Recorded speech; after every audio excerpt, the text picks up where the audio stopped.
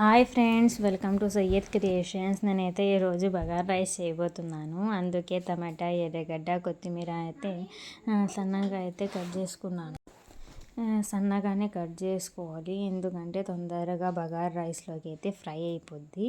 నేను సన్నగా కట్ చేసుకుంటే బగారా రైస్లో కూడా టేస్ట్ బాగుంటుంది. అందుకే ఫస్ట్ అయితే నేను ఒక డబ్రా అయితే తీసుకున్నాను. తీసుకున్న తర్వాత 2 గ్లాసెస్, చిన్న గ్లాస్ టీ తాగే గ్లాస్ అయితే దాని సరిపడా 2 గ్లాసెస్ ఆయిల్ అయితే వేసుకోవాలి. ఎందుకంటే మా బగారా రైస్ అనేది పర్ఫెక్ట్గా సెట్ అవ్వద్ది, అంత ఎక్కువ ఆయిల్ కాకుండా తక్కువ కాకుండా పర్ఫెక్ట్గా సెట్ అయిపోతుంది అని చెప్పి 2 గ్లాసెస్ ఆయిల్ అయితే తీసుకున్నాను 1 kgకి రైస్కి.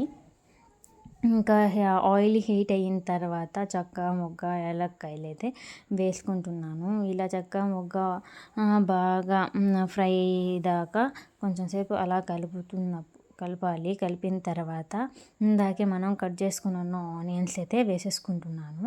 అందులోనే 2 పచ్చిమిర్చి అయితే కట్ చేసుకొని అయితే వేసుకోవాలి. వేసుకున్న తర్వాత ఇలా మూతతో కవర్ చేసుకోండి.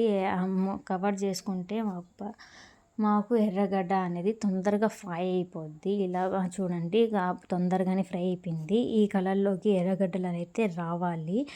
ఇలా రెడ్డిష్ కలర్గా ఫ్రై అయిపోయిన తర్వాత అల్లం వెల్లుల్లి పేస్ట్ అయితే వేసుకున్నాను. ఫ్రెష్ అల్లం వెల్లుల్లి పేస్ట్ అయితే ఎర్రగడ్డలో వేసుకొని కలుపుతూ ఉంటే ఆ వాసన అయితే సూపర్గా ఉంటుంది.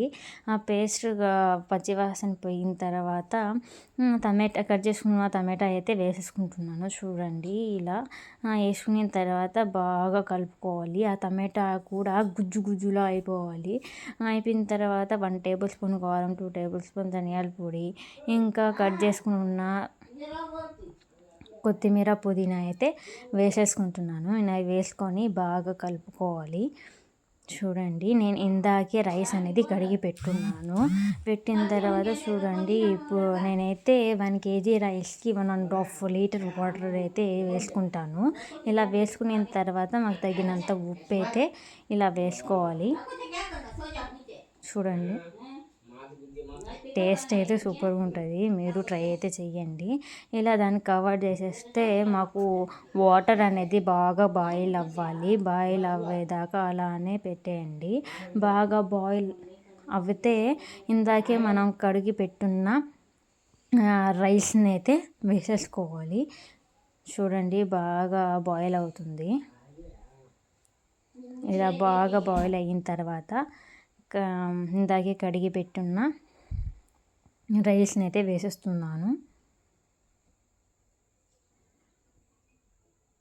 రైస్లో వాటర్ లేకుండా వేయండి, ఎందుకంటే ఆల్రెడీ మనం వాటర్ క్వాంటిటీ అనేది కరెక్ట్గా వేసేసుకున్నాం. ఎక్కువ వాటర్ అయిపోతే వేస్తే కూడా మా రైస్ అనేది బాగా రాదు. ఇలా వాటర్ లేకుండా మనం రైస్ అయితే వేసుకోవాలి.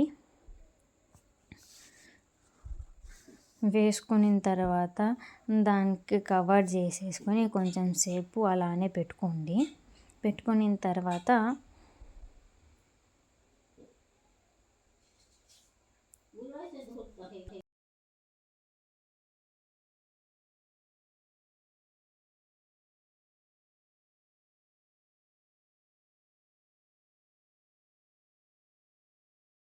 మాకు బగారా రైస్ అయితే ఆల్మోస్ట్ రెడీ అయిపోయింది. సిమ్లో అయితే పెట్టుకోండి. పెట్టుకున్న తర్వాత 2 మినిట్స్కి అయితే అలా చూసి కలుపుతూ ఉండండి, ఎందుకంటే కింద మాడిపోకుండా ఉంటుంది. ఆల్మోస్ట్ మా బగారా రైస్ రెడీ అయిపోయినట్లే. చికెన్ లేకుండా టేస్ట్ అయితే సూపర్గా ఉంటుంది, బిర్యానీ లాగే. చూడండి, చూడడానికి ఎలా ఉందో.